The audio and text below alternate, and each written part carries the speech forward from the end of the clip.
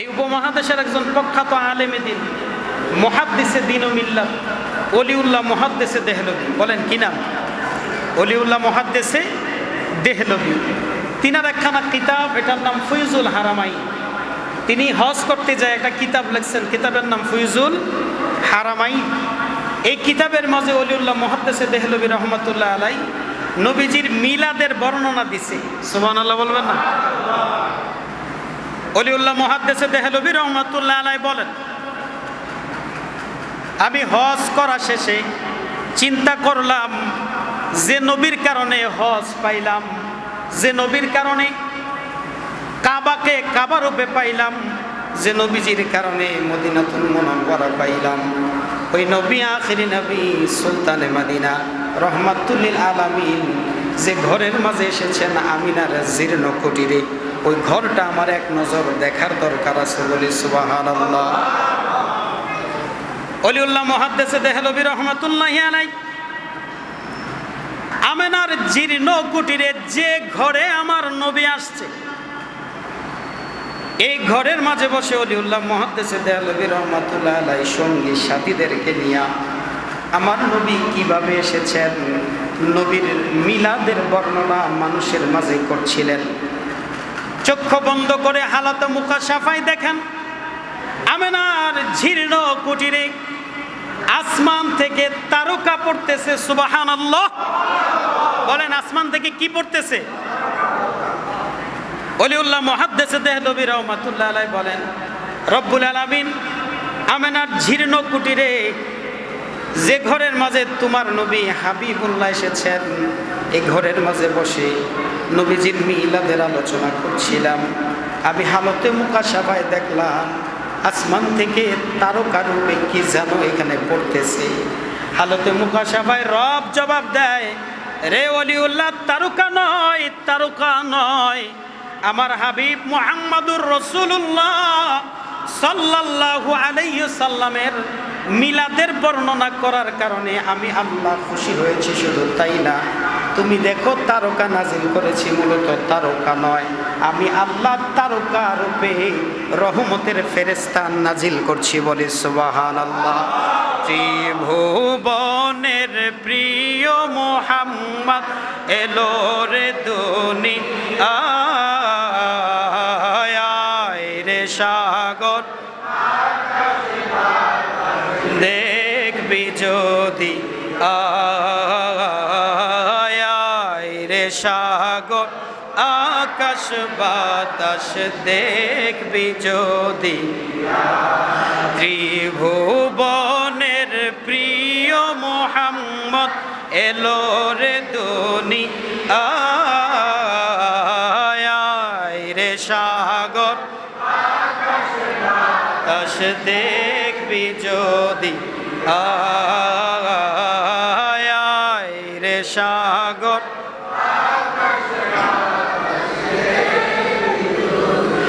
আজকে যত পাপী ও তাপী সব গুনাহের পেল মাফি, আজকে যত পাপী ও তাপী সব গুনাহের পেল মাফি, দুনিয়া হতে বেইনসাফি কুফর নিল বিদায় রে বাতাস দেখবি যদি আয় রে সাগর আকাশ দেখবি যদি।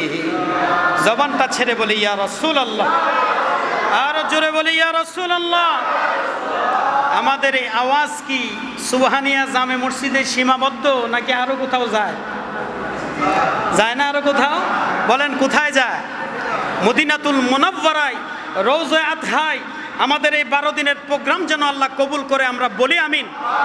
আর জোরে বলি আমিন। বার আমার বন্ধুরা, আমার নবী বড় দামি জিনিস, যেরকম ঠিক না ঠিক?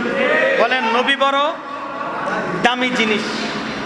নবীজির সাথে ব্যক্তি লাগুক, বস্তু লাগুক, সময় লাগুক, যে জিনিসই নবীর সাথে লাগে আল্লাহ তাআলা তার দাম বাড়ায় দেয়। সুবহানাল্লাহ, আরে জোরে বলি না সুবহানাল্লাহ। বলেন তার দাম কি করে? বলেন বাড়ায় দেয়। সেটা ব্যক্তি হোক, সেটা বস্তু হোক, সেটা সময় হোক, যাই হোক না কেন, যদি নবীর সাথে সম্পর্কিত হয়ে যায় তাহলে এই জিনিসের দাম কমে না বাড়ে? বলেন কমে না বাড়ে? বাড়ে। আমি এই কথাটা বুঝাইয়া আমার নবীর অবমাননা করলে কি হয় এটাই বুঝাবো, পরে আলোচনা শেষ দিয়ে দিব। যেহেতু 12 দিন ব্যাপী আপনারা প্রতি রাতেই কিছু না কিছু শুনবেন, তো অল্প সময়ের ভিতরে আমি শেষ দিব। থাকতে রাজি আছেন না উঠে যাবেন? থাকবেন। বলেন ইনশাআল্লাহ। আর জোরে বলি ইনশাআল্লাহ। বলছিলাম নবীর সাথে ব্যক্তি হোক, বস্তু হোক, সময় হোক, নবীর সাথে যা লাগে তার দাম কমে না বাড়ে? বলেন কমে না বাড়ে? বাড়ে। যেমন মাকামে ইব্রাহিম, খানে কাবার সাথে যার সম্পর্ক। মাকামে ইব্রাহিম একটা পাথরের নাম। বলেন কিসের নাম? একটা পাথর। কিন্তু মাকামে ইব্রাহিমে যাইয়া মানুষ নামাজ পড়ার জন্য পাগল হয়ে যায়। যদি জিজ্ঞাসা করি, রে মাকামে ইব্রাহিম, তোমার এত দাম কেন? তোমার এত সম্মান কেন? তোমার এই জায়গায় মানুষ নামাজ পড়তে চায় কেন? মাকামে ইব্রাহিম একটা পাথর, সে বলবে আমার কোনো দাম নেই। কিন্তু আমার দাম হয়েছে এই কারণে, বাবা ইব্রাহিম আলাইহিস সালাম মিস্ত্রি ছিলেন, তিনার ছেলে ইসমাইল রাজমিস্ত্রি ছিল। খানে কাবা বাপ বেটা দুজনকে দিয়ে আল্লাহ বানাইছেন। তো খানে কাবা নির্মাণ করতে যায় যখন উসাদ উঠা দরকার, তখন আমার ছেলে ইসমাইল আর যুগালির কাজ করতে পারতো না, সে খাটো ছিল। তখন আল্লাহ তাআলা মাকামে ইব্রাহিম আলাইহিস সালামকে দান করছেন যে পাথরটা জান্নাতের। সুবহানাল্লাহ বলবেন না? বলেন যে পাথর কোন জায়গা? জান্নাতের। ওই পাথর দিছে, তো ওই পাথর লিফটের কাজ করে। যখনই নিচের দরকার নিচে নামে, উপরে ওঠার দরকার উপরে ওঠে। ইব্রাহিম আলাইহিস সালামের কদম পাথরের মাঝে লাগছে। এই ইব্রাহিম আলাইহিস সালামের কদম পাথরে লাগার কারণে দাম শুধু খালি দাম না, এমন এক জায়গা আল্লাহ সেট করছে যেটা খানে কাবার অংশ। সুবহানাল্লাহ বলবেন না? যেটা খানে কাবার কি বলেন? অংশ। শুধু তাই না, আল্লাহ তাআলা এই মাকামে ইব্রাহিম সম্পর্কে কোরআনে বর্ণনা করছেন। সুবহানাল্লাহ বলবেন না? মাকামে ইব্রাহিম মুসাল্লা বলা হয়েছে, যে এই মাকামে ইব্রাহিম শুধু খানে কাবার সংস্পর্শ তা না, বরং নবীর কদম লাগার কারণে মাকামে ইব্রাহিমের নাম কোরআনেও আছে। সুবহানাল্লাহ বলবেন না? তাইলে পাথর একটা বস্তু, পাথর একটা কি? এটার দাম বাড়ছে কেন? নবীর কদম। কোন নবী? ইব্রাহিম আলাইহিস সালামের কদম লাগার কারণে। সুবহানাল্লাহ বলবেন না? যারা হজ করেছেন আপনারা দেখেছেন খানে কাবার পাশে কালো একটা পাথর, যার নাম হাজরে আসওয়াদ। যার নাম কি? হাজরে আসওয়াদ। 24 ঘন্টার এমন এক সময় বাদ নাই গোটা পৃথিবীর মানুষ চায় না যে হাজরে আসওয়াদে চুমা দিব না, এমন কেউ চায় না। এই হাজরে আসওয়াদকে যদি জিজ্ঞাসা করি, রে হাজরে আসওয়াদ তুমি দেখতে এত সুন্দরও না, দবদবে সাদাও না, তুমি দেখতে কালো, কিন্তু তোমার জায়গা আল্লাহ খানে কাবার লগে জুড়াইয়া কেন দিছে? হাজরে আসওয়াদ বলবেন, আমার তেমন কোনো মূল্য নাই, আমার তেমন কোনো ইজ্জত নাই। খলিফা হযরত ওমর রাদিয়াল্লাহু তাআলা আনহু এই পাথরকে দেখে দেখে বলেন, রে হাজরে আসওয়াদ, জিন্দিগিতে আমি কোনোদিন তোমারে চুমা খাইতাম না, তোমারে চুমা শুধু খাই, নবী চুমা খাইছে এই কারণে। সুবহানাল্লাহ। সহিহ বুখারীতে বর্ণনা আছে, নবীজি বলছেন, হযরত ওমরের জবানের বাণী হচ্ছে, হযরত ওমর বলেন, আমার নবী হাজরে আসওয়াদে চুমা খাওয়ার কারণে পাথরের দাম এত বেড়ে গেছে, কোনো মানুষ যদি ঈমান কলবে নিয়ে কষ্ট করে ওই পাথরের কাছে যেতে পারে এবং একটি চুমা খেতে পারে, চুম্বক যেমন আরেক চুম্বককে টেনে কাছে নিয়ে যায়, মানুষের জিন্দেগির গুনাহ চুমার কারণে আল্লাহ শেষ করে দেয়। বলে সুবহানাল্লাহ।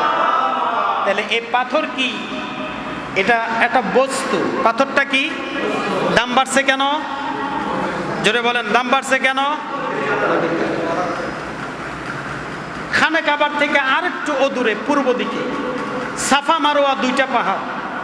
সাফা মারোয়া 2টা পাহাড়। আল্লাহ কোরআনুল কারিমে সাফা মারওয়ার কথা বলছে, ইন্নাস সাফা ওয়াল মারওয়া মিন শাআইরিল্লাহ। সাফা এবং মারওয়া এই 2টা পাথর আল্লাহর নিদর্শন। সুবহানাল্লাহ বলবেন না? দুটা পাথর আল্লাহর কি নিদর্শন।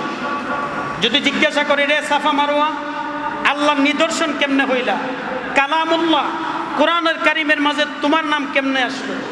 লক্ষ লক্ষ নবী রাসূল এসেছে, কারো কিতাবে তোমার নাম নাই। হাবিবুল্লাহর উপরে যে কোরআন এসছে সে কোরআনে তোমার নাম কেন? সাফা মারোয়া বলবেন তেমন কোনো গুণ নাই। সুবহানাল্লাহ বলবেন না? বলেন তেমন কোনো নবীও এটা দিয়ে হাঁটে নাই, কোনো রসুলও হাঁটার কারণে হয় নাই। তো কেন হয়েছে? ইব্রাহিম আলাইহিস সালামের বিবি হাজেরা এবং হযরতে ইসমাইল আলাইহিস সালামের মা, একজন নবীর মা আরেকজন নবীর বউ হযরতে হাজেরা সাফা মারওয়ায় যাওয়ার কারণে আল্লাহ সাফা মারওয়ার দাম বাড়ায় দিছে। শুধু তাই না, কোরআনে তার নাম দিছে। শুধু তাই না, কোনো হাজি যদি হজ করুক উমরা করুক সাফা মারওয়া সাই না করে তার হজ হবে না। সুবহানাল্লাহ বলবেন না? আল্লাহু আকবার জোরে বলি, আল্লাহু আকবার জোরে বলেন, তার হজ হবে না। ও সাফা মারওয়া এত দাম কেন? নবীর বিবি নবীর মা হযরতে হাজেরা হাঁটার কারণে আল্লাহ দুই নবীর বরকতে আমার কদমের দাম বাড়াইয়া আল্লাহ বলে দিছে ইন্নাস সাফা ওয়াল মারওয়া মিন শাআইরিল্লাহ। আল্লাহর নিদর্শন পৃথিবীতে বহু আছে, কিন্তু আল্লাহ তাআলা এই দুই নবীর বরকতে আমি হাজারার দাম বাড়াইয়া এমন করছেন যে হাজারো নিদর্শনের মাঝে সাফা মারওয়ারে আল্লাহ নিদর্শন বানায় দিছে। সুবহানাল্লাহ। তাইলে সাফা মারওয়া একটা জায়গার নাম, যেরকম ঠিক না বে ঠিক? সাফা মারওয়া কিসের নাম? জায়গার নাম। এই জন্য নবীর সাথে ব্যক্তি হোক, বস্তু হোক, সময় হোক, যে কোনো জিনিস যদি নবীর সাথে সম্পর্ক রাখে এই জিনিসের দাম বাড়ে না কমে? যারা বলেন বাড়ে না কমে? শুক্র থেকে শুরু করে শনিবার পর্যন্ত 7 দিন, বলেন কয় দিন? 7 দিনের কোনো দিনকে সাইয়্যিদুল আইয়াম বলে নাই, শুধুমাত্র শুক্রবারকে সাইয়্যিদুল আইয়াম বলছে। যদি জিজ্ঞাসা করেন রে শুক্রবার দিন তো আরও আছে, 24 ঘন্টা তো সবে, তোমার দামই এত বেশি কেন? বরং কদরের রাতের থেকেও ঈদের রাতের থেকেও সম্মানী করা হয়েছে তোমার রাত জুমার রাতকে। রে শুক্রবার এত দাম কেন, এত ইজ্জত কেন, এত সম্মান কেন? শুক্রবার বলবে তেমন কোনো গুণ নাই। সুবহানাল্লাহ বলবেন না? আল্লাহু আকবার জোরে বলি, আল্লাহু আকবার। শুক্রবার বলবে তেমন কোনো গুণ নাই। তো গুণ কি? 5 কারণে আল্লাহ শুক্রবারকে সাইয়্যিদুল আইয়াম, ইয়াউমে আইয়াম, সাইয়্যিদুল আইয়াম বানায় দিছে, শ্রেষ্ঠ দিন বানায় দিছে। কয় গুণের কারণে? কয় গুণের কারণে? 5 গুণের। নাম্বার 1, শুক্রবারে বাবা আদমকে বানাইছে। সুবহানাল্লাহ বলবেন না? শুক্রবারের দিনে বাবা আদমকে জান্নাত থেকে দুনিয়ায় পাঠাইছে। শুক্রবারের দিনে বাবা আদমকে আল্লাহ মউত দিচ্ছেন। এই হচ্ছে 3 কারণ। এছাড়া আরও কিছু কারণ আছে, বলার সময় নাই, শুধু 3টা কারণ আপনাদেরকে বললাম। বাবা আদম আলাইহিস সালাম শুক্রবারে আসছেন, শুক্রবারে মারা গেছেন, শুক্রবারে জান্নাত থেকে দুনিয়াতে আসছেন। বাবা আদম আসার কারণে সপ্তাহের 7 দিনের মাত্র শুক্রবারকে আল্লাহ শ্রেষ্ঠ বানায় দিছে। আমি আপনাদের কাছে একটা প্রশ্ন রেখে দিতে চাই, ছুড়ে দিতে চাই, বলেন বাবা আদমের থেকে আমার নবীর দাম, ইজ্জত, কদর, সম্মান কম না বেশি? দুটা হাত দিয়ে বলেন কম না বেশি? নারে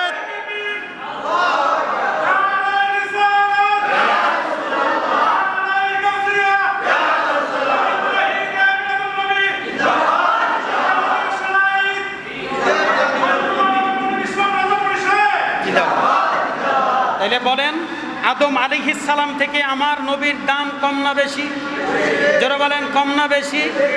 যদি আল্লাহকে জিজ্ঞাসা করি, আল্লাহ 1 লক্ষ মতান্তরে 2 লক্ষ নবী এবং রসুল দুনিয়াতে এসছে, তাদের অনুসারী সহ সকলে বলছে তুমি তাদের রব।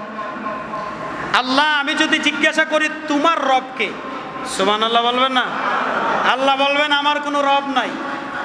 যার জন্ম হয়, যার মৃত্যু হয়, তার রবের দরকার আছে। আমি আল্লাহর জন্মও নাই, মৃত্যুও নাই, এজন্য আমার কোনো রব। যারা বলেন রব, শুধু মানুষ বাদ দিয়া 1 লক্ষ মতান্তরে 2 লক্ষ নবী এবং রসুল, মুরসাল আর গাওরে মুরসাল, তাদেরকে যদি জিজ্ঞাসা করি বাবা আদম আপনার নবীকে, বলবে মুহাম্মদুর রাসূলুল্লাহ। ইব্রাহিম আলাইহিস সালামকে যদি বলি আপনার নবীকে, বলবে মুহাম্মদুর রাসূলুল্লাহ। ঈসা রুহুল্লাহকে যদি জিজ্ঞাসা করি আপনার নবীকে, বলবে মুহাম্মদুর রাসূলুল্লাহ। মুসা কালিমুল্লাহকে যদি জিজ্ঞাসা করি আপনার নবীকে, বলবে মুহাম্মদুর রাসূলুল্লাহ। দাউদ আলাইহিস সালামকে যদি জিজ্ঞাসা করি আপনার নবীকে, বলবে মুহাম্মদুর রাসূলুল্লাহ। 1 লক্ষ মতান্তরে 2 লক্ষ নবী এবং রসুল, প্রত্যেককে যদি আলাদা আলাদা জিজ্ঞাসা করি আপনার নবীকে, বলবে মুহাম্মদুর রাসূলুল্লাহ। আর মুহাম্মদুর রাসূলুল্লাহকে যদি জিজ্ঞাসা করি, নবী গো আপনার নবীকে, হাবিবুল্লাহ বলবেন আল্লাহর যেমন কোনো আল্লাহ নাই, আমি নবীরও কোনো নবী নাই। সুবহানাল্লাহ, আল্লাহু আকবার, জোরে বলি আল্লাহু আকবার। আল্লাহর যেমন কোনো আল্লাহ নাই, আমার নবীরও নবী। বলেন আল্লাহর যেরকম আল্লাহ নাই, নবীরও নবী নাই। তাইলে আদম আলাইহিস সালামকে শুক্রবারে জন্ম দেওয়া, শুক্রবারে ওনাকে সৃষ্টি করার কারণে, শুক্রবারে ওনাকে মৃত্যু দেওয়ার কারণে, শুক্রবারে জান্নাত থেকে দুনিয়ায় পাঠানোর কারণে, যদি শুক্রবার সাইয়্যিদুল আইয়াম, সপ্তাহের শ্রেষ্ঠ দিন হয়ে যায়, কদরের রাতের থেকেও এ রাতের মর্যাদা বেড়ে যায়, ঈদের রাতের থেকেও এ রাতের মর্যাদা বেড়ে যায়, আরাফার দিবসের চাইতেও এ রাতের মর্যাদা বেড়ে যায়, যে নবীর কারণে আল্লাহ তামাম দুনিয়া সৃষ্টি করেছেন, সমস্ত নবী এবং রসুলের মাথার মুকুট যে নবীকে আল্লাহ বানিয়েছেন, সেই নবী যেদিনে এসেছেন, যেদিনে গিয়েছেন, ওই দিনের দাম আমাদের কাছে কম না বেশি? বলেন কম না বেশি? এইটাই রবিউল আউয়াল মাসের 12 তারিখ, যেদিন নবী দুনিয়া এসেছেন, এদিনই নবী দুনিয়া থেকে গেছেন। সুবহানাল্লাহ বলবেন, আর জোরে বলি আল্লাহু আকবার। এই জন্য মুমিনের কাছে শুক্রবারের দাম যেমন আছে, তার থেকেও 1000 গুণ বেশি দাম শুধু আমার নবীর আগমনের দিনের আছে। জোরে কন ঠিক না বেটি? আরে জোরে কন না ঠিক না বেটি? আমার নবী রবিউল আউয়াল মাসে দুনিয়াতে এসেছেন 12 তারিখ সুবহে সাদিকের সময় আমেনার জীর্ণ কুটিরে মা আমেনার রেহেম থেকে আমার নবী দুনিয়াতে উম্মতি উম্মতি বলে এসেছেন। অলিউল্লাহ মুহাদ্দিস দেহলভী রহমতুল্লাহ আলাইহি বলেন যে আমি নবীজির জীর্ণ কুটিরে বসে মিলাদের আলোচনা করছিলাম। মনে আছেন আপনারা? মনে নাই? করছিলাম। তিনি দেখেন তারকা ঝরে, জিজ্ঞাসা করছে রব কি ঝরে? কয় তারকা। কিসের তারকা? কয় তারকা নয়, নবীর মিলাদের আলোচনা করার কারণে আল্লাহ খুশি হয়ে তারকার রূপে রহমতের ফেরেশতা নাজিল করছে। সুবহানাল্লাহ, আরো জোরে বলি সুবহানাল্লাহ। তুমি সৃষ্টির সেরা নবী কামলিওয়ালা, তুমি সৃষ্টির সেরা নবী কামলিওয়ালা, তোমার নূরের আলোতে ত্রিভুবন উজালা, তুমি সৃষ্টির সেরা নবী কামলিওয়ালা। জোরে বলি মারহাবা, আরো জোরে বলি মারহাবা। ভাইরা আমার, বন্ধুরা আমার, তাইলে আমার নবীর দাম আছে না নাই? জোরে বলেন আছে না নাই? নবীর দাম কত বেশি, আশ্চর্য হয়ে যাবেন। আমার নবীর আঙ্গুলের দাম বইলে আমি শেষ করতে পারবো না। সুবহানাল্লাহ বলবেন। আঙ্গুলের দাম বইলে শেষ করতে। হযরত আবু হুরায়রা রাদিয়াল্লাহু তাআলা আনহু, নবীজির প্রিয় সাহাবীর মাঝে আবু হুরায়রা একজন। মহিলাদের মাঝে সবচেয়ে বেশি হাদিস বর্ণনা করছেন হযরত আয়েশা সিদ্দিকা রাদিয়াল্লাহু তাআলা আনহা তিনি। আর পুরুষের মাঝে সবচেয়ে বেশি হাদিস বর্ণনা করছেন হযরত আবু হুরায়রা। সুবহানাল্লাহ বলবেন না? হযরত আবু হুরায়রা একদিন 2 দিন নয়, 3 দিন ধরে না খাওয়া। বলেন কয় দিন? 3 দিন ধরে না খাওয়া। কোন রিজিকের ফয়সালা নাই। 3 দিন ধরে আবু হুরায়রা কিছু খায় না, মুখে কিছু দেয় না। মসজিদের নববীর ভিতরে নবীজি ওয়াজ করছেন, সাহাবীরা সামনে বসে আছে। হযরত আবু হুরায়রা মসজিদের নববীর বারান্দার মাঝে বসে আছেন। কিছু সময় বসেন, আবার কিছু সময় দাঁড়ায় যান। পেটের খিদা ওনার ভাল লাগে না। এই জন্য আবু হুরায়রা দেহের মাঝে একটা কাঁপুনি চলে আসছে। কাঁপতে কাঁপতে আবু হুরায়রা অজ্ঞান হয়ে জমিনের মাঝে পড়ে গেছে। সুবহানাল্লাহ।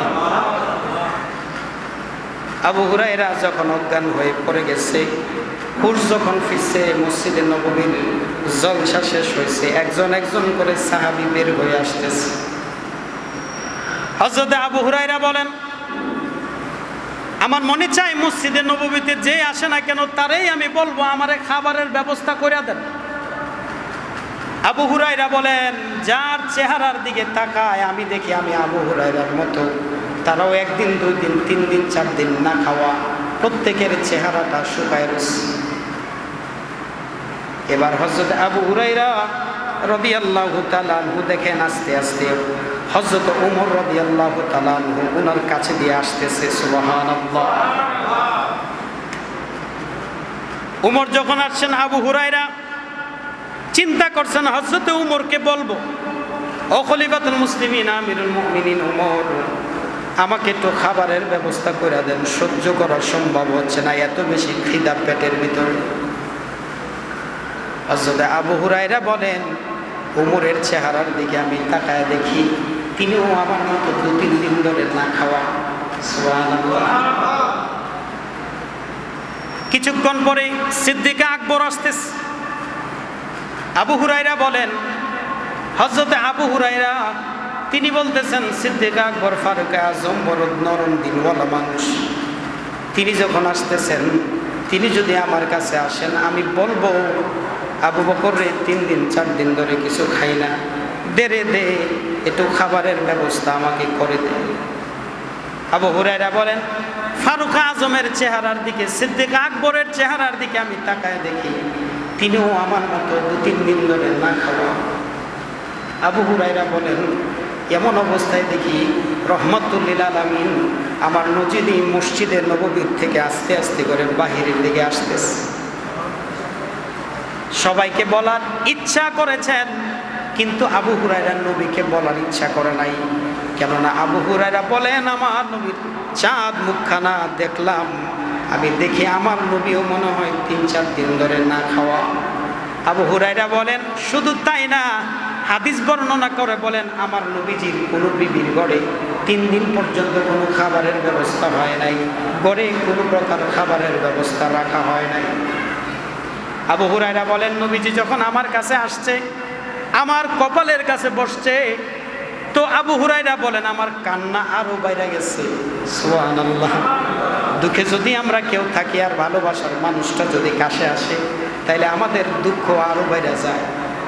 আপন বাপ মরে গেছে, চোখে পানি নাই, একটা ভাই দেশের বাইরে থাকে, সে যদি আসে এত পরিমাণ কান্না বেড়ে যায়, কারণ ভালোবাসার মানুষগুলা যদি কাছে আসে মানুষের দুঃখ আরো বাড়ে। যেরকম ঠিক না বেঠিক? আবু হুরায়রা বলেন, আমার নবী আমার কাছে বসছে। নবীজি বলেন, রে আবু হুরায়রা, মনে হয় 3-4 দিন ধরে পেটের মাঝে কোনো খানা পড়ে না। আবু হুরায়রা বলেন, নবী গো, আমার তো পড়ে না, আপনারও তো পড়ে না। তাহলে বললা না কেন? নবীজি, যখনই আপনার চেহারার দিকে তাকাই আমাদের আর পেটের ক্ষুধা মনে থাকে না, তৃষ্ণার কথা আমাদের মনে থাকে না।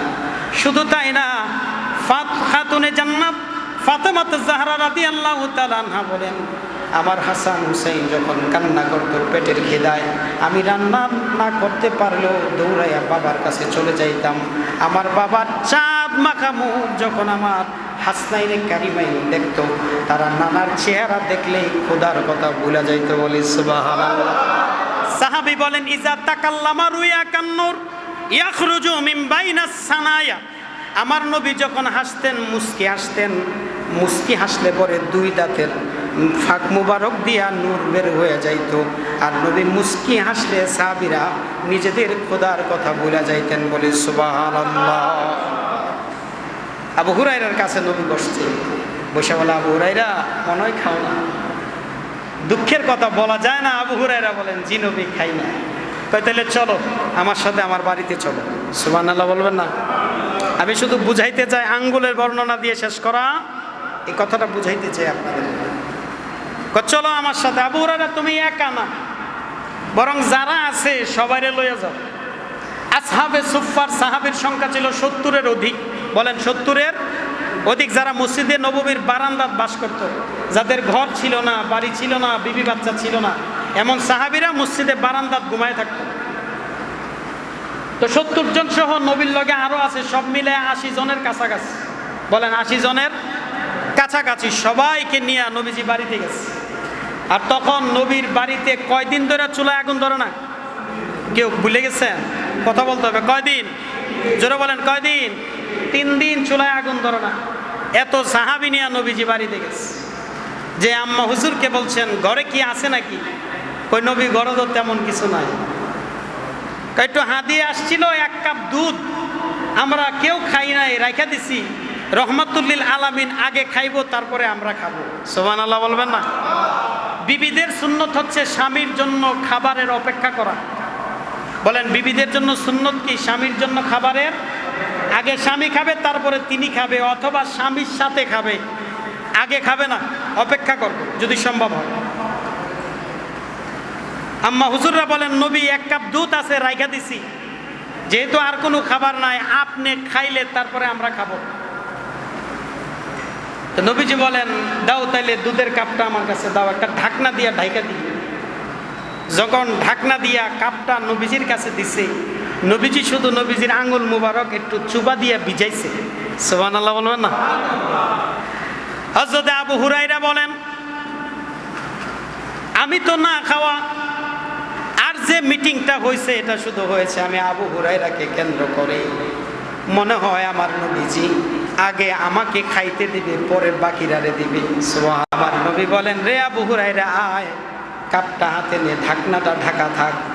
তুমি না এতজন সাহাবী যারা এসেছে সকলের পিছনের ব্যক্তি থেকে খাওয়ানো শুরু করবা, তারপরে আস্তে আস্তে সামনের দিকে আসবা। আবু হুরায়রা কাপটারে হাতের মাঝে নিয়া মনে মনে বলে আরে 1 কাপ দুধ লোক হয়েছে 70-এরও অধিক, যদি একজনে খাতই তো শেষ হয়ে যাবে। আমি আবু হুরায়রার মনে না খায়া থাকতে হবে, আর খাওয়া সম্ভব হবে না। আবু হুরায়রার ভিতরে টেনশন ঢুকে গেছে, বলে আমার নবীর কাছে অনেক কিছু করার ক্ষমতা আছে না নাই? জোরে বলেন আছে না নাই? মানুষ যা পারে না অলিরা তা পারে, অলিরা যা পারে না নবীরা তা পারে। নবীরা দুনিয়ার সকল অযোগ্যতা থেকে পাক, আর কুল কায়নাতের সকল অযোগ্যতা থেকে আমার আল্লাহ পাক। সুবহানাল্লাহ বলবেন না?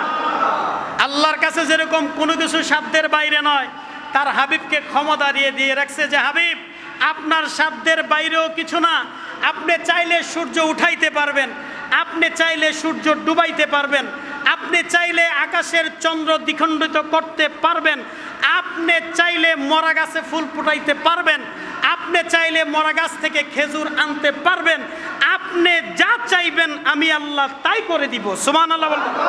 আল্লাহু আকবার, জোরে বলি আল্লাহ। আবু হুরায়রা বলেন ভাবছি আমারে দিব, এখন বলে শেষে দিয়া দিত, আল্লাহ জানে আমার নসিবে থাকবে কিনা। আবু হুরায়রা রাদিয়াল্লাহু তাআলা আনহু তিনি ওই শেষের ব্যক্তির কাছে নিয়ে গেছে, মনটারে খারাপ কইরা না নামে খান। নবী বলছে আবু হুরায়রা ঢাকনা উঠানো যাবে না, ভিতরে কি আছে দেখা যাবে না, ভিতরে কি আছে দেখা যাবে না। আবু হুরায়রা বলেন আমি ঢাকনা উঠাইলাম না, যে খাবে সে উঠায়, ভিতরে তাকায় না খায়, এরকম করে করে সব মানুষকে খাওয়ায়া নবীজি বলেন আবু হুরায়রা তুমি খাও। সুবহানাল্লাহ বলেন না?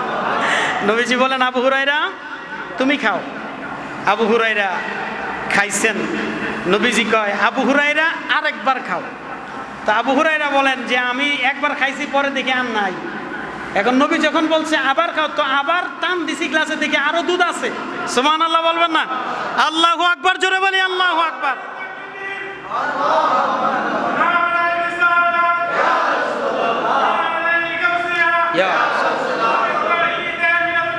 জিন্দাবাদ।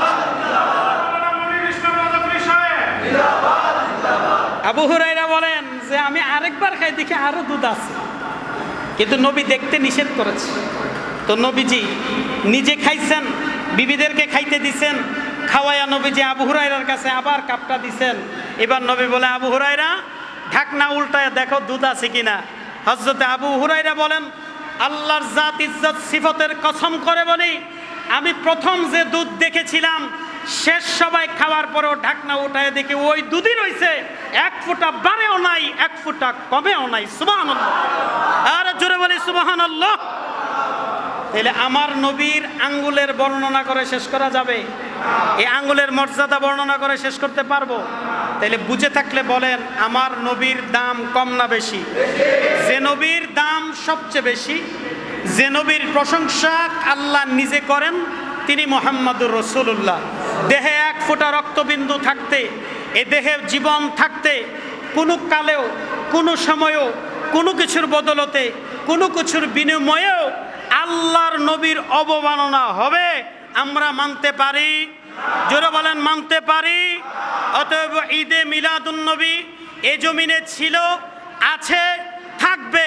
যারা কৌশলে নোটিশের মাধ্যমে ঈদে মিলাদুন নবী থেকে, রবিউল আউয়ালের পবিত্র অর্জন থেকে ঈদ শব্দ বাদ দিতে চান, মনে রাখবেন পতন দেখে আমাদের সকলের উচিত শিক্ষা গ্রহণ করা। আল্লাহর হাবিবের শান আজমত যাদের কলিজায় থাকবে তারাই এই জমিনে টিকে থাকবে, আর কেউ টিকে থাকার সুযোগ, জোরে বলেন সুযোগ। মিলাদুন নবী ছিল, থাকবে। নোটিশ করার আগে চিন্তা করার দরকার। আপমোট জনসাধারণ এশকে রসুলের এই ময়দানে ঈদ শব্দ বাদ দিলে আমাদের হৃদয়ে কলিজায় রক্তক্ষরণ হয়। যেরকম ঠিক না বেঠিক? আমরা সব মানতে পারি, ঈদে মিলাদুন নবীর ব্যাপারে আপোষ করতে আমরা রাজি?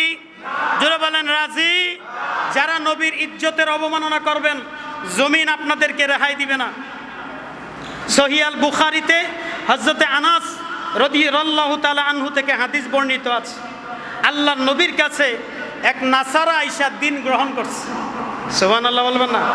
বলেন, এক নাসারা আয়েশা কি গ্রহণ করছে? দিন গ্রহণ করছে। আয়েশা সে সূরা আলে ইমরান এবং সূরা বাকারা তেলাওয়াত করছে। নবীজি খুশি হয়ে গেছে। সুবহানাল্লাহ বলবেন না? আরে জোরে বলেন না সুবহানাল্লাহ। নবীজি খুশি হইয়া তাকে এমন এক তবকা দান করছেন যে যাও আজকে থেকে তুমি ওহী লিখবা। সুবহানাল্লাহ বলবেন না? অর্থাৎ আল্লাহর কালাম জিবরাইল আমিন নিয়ে আসে, নবীর কাছে বলে, তো নবীজি বললে একজনের লিখে ওনাকে কাতেবে ওহী বলা হয়। এই মর্যাদা এই নাসারা দান করছে নবীজি নিজে। সুবহানাল্লাহ বলবেন না?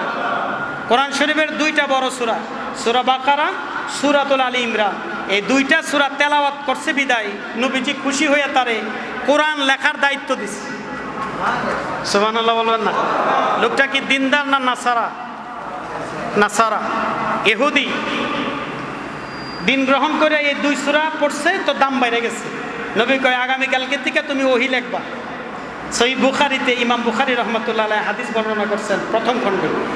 তখন যখন লিখতে লিখতে এমন এক পর্যায়ে আইসা মানুষের কাছে বলে যে নবীজিকে আমি যা বলি তাই বলে, এর বাইরে কিছু লিখতারেন। নাউজুবিল্লাহ বলবেন না? জোরে কোন নাউজুবিল্লাহ। এই কথাটা কি নবীর শানের সাথে গেছে না যায় নাই? যায় নাই। এটা নবীর ইজ্জত করা হয়েছে না অবমাননা করা হয়েছে? আল্লাহর কাছে এটা পছন্দ হয় না। সুবহানাল্লাহ বলবেন না? আল্লাহর কাছে এটা পছন্দ। নারে তাকবীর, নারে রিসালাত, নারে গাউসিয়া, হযরত মাওলানা জসিমউদ্দিন ওয়াহিদি সাহেবের আগমন। নারে তাকবীর, নারে রিসালাত। এখন বলতেছে যে আমি যা বলি নবীজি তাই বলে, এর বাইরে আর বলতে পারে না। বলেন, এর বাইরে বলার দরকার আছে? আল্লাহ যা বলছেন নবীরা তাই বলছেন। সুবহানাল্লাহ বলবেন না? বলেন, আল্লাহ যা বলছেন নবীরা কি বলছেন? তাই বলছেন। যখন এই কথা বলছে আল্লাহ বড় বেজার হয়ে গেছে। সুবহানাল্লাহ বলবেন না? আল্লাহ বড় কি হয়ে গেছে? বেজার হয়ে গেছে। আল্লাহ তৎক্ষণাৎ তার মউত দিয়ে দিছে। সুবহানাল্লাহ বলবেন না? তৎক্ষণাৎ তার কি দিয়ে দিছে? মউত দিয়ে দিছে। সে যখন মারা গেছে তখন খ্রিস্টানরা তারে নিয়ে দাফন করছে। বলেন কি করছে? দাফন করছে। যখনই দাফন করছে, রাত যখন অতিক্রম হয়েছে, এমন অবস্থায় মানুষগুলা যায় দেখে তার লাশ কবরে নাই, কবরের উপরে পড়ে রয়েছে। আল্লাহু আকবার জোরে বলি। মনে রাখবেন, নবীর আজমত, নবীর ইজ্জত, নবীর সম্মানের অবমাননা হলে এই জমিন মানুষকে ছাড়ে না। কথা কন ঠিক না বেঠিক? এই জমিন মানুষকে ছাড়ে না। যখন দাফন করছে তখন সকালে মানুষ গিয়া দেখে লাশ কবরের ভিতরে না উপরে। ইহুদিরা বলতে লাগলো এটা মুহাম্মদ সাল্লাল্লাহু আলাইহি সাল্লাম তার উম্মতের কাজ, তাদের বিরুদ্ধে বলার কারণে আজকে সে দশা করছে। তো তারা সবাই মিল্লা আবার বেশি করে খনন করে কবর অনেক গভীরে তারে রাইখা দিছে। পরের দিন সকালবেলায় আবার যায় দেখে কবরের উপরে লাশ পড়ে রয়েছে। সুবহানাল্লাহ বলবেন না? আর জোরে বলি না আল্লাহু আকবার। পরের দিন আবার যায় দেখে কবরের নিচে না উপরে? উপরে। তারা বললেন এটাও মুহাম্মদ সাল্লাল্লাহু আলাইহি সাল্লাম এবং তার অনুসারীরার কাজ, কেননা যে তাদের দিন মানান না কান, তাদের দিনের বিরোধিতা করার কারণে আজকে তার লাশটাকে কবরের নিচে দেয় নাই, তারা উপরে আইনা দিছে। পরের দিন আবার তারা আরও বেশি খনন করে, কবর আরও বেশি খনন করে লাশটাকে একদম গভীরে দিচ্ছে, দাফন করে বাড়িতে আসছে। পরের দিন সকালবেলা যায় দেখে লাশ আবার কন্যা, লাশ আবার। এবার বলে না, এটা হতে পারে না তাদের কাজ, এ কাজ কোনো মানুষের হতে পারে না। নবীর অবমাননার কারণে আল্লাহর গজব, এই মাটি তাকে গ্রহণ করতে চায় না, এই লাশটারে উপরে উঠাই দিছে। বলেন কে উঠাই দিছে? অতএব নবীর অবমাননায় যাদের জ্ঞান, নবীর অবমাননায় যাদের প্রজ্ঞা, নবীর অবমাননায় যাদের হেকমত, যাদের দর্শন, যাদের চিন্তা চেতনা কাজে লাগে, এই জমিন তাদেরকে টিকায় রাখে, এই জমিন তাদেরকে ইজ্জত দেয় না। অতএব দেহে এক ফোঁটা রক্তবিন্দু থাকতে আমাদের চিন্তা চেতনায় এশকে রসুলের ভাবমূর্তি অক্ষুণ্ণ হবে, এমন কাজে আমরা কেউ লিপ্ত হতে রাজি? বলেন লিপ্ত হতে রাজি না। কেন? নবীর শান কে বাড়াইছেন? ইজ্জত কে দিছেন? খুদ আল্লাহ জিনার ইজ্জত দিয়েছেন, ইনার ইজ্জত জমিনে কমানোর যোগ্যতা আমাদের কারো? ভাইয়ের আমার, বন্ধুরা আমার, সর্বোপরি আমি আপনাদের মাঝে যে কথাটা বলতে চেয়েছিলাম, আমার নবীর অবমাননা আমরা মানি না, নবীর অবমাননা আমরা করি না। আপনি যদি নবীর অবমাননা করেন, আপনাকে আমরা ছাড় দিব, আরে আমরা তো পরে জমিনই ছাড় দিবে না। অতএব আল্লাহ তাআলা নবীর শান, ইজ্জত, আজমতের সাথে আমাদেরকে চলার, নবীর অবমাননা থেকে আমাদেরকে হেফাজতে থাকার তৌফিক যাতে দান করে, আমরা জোরে বলি আমিন।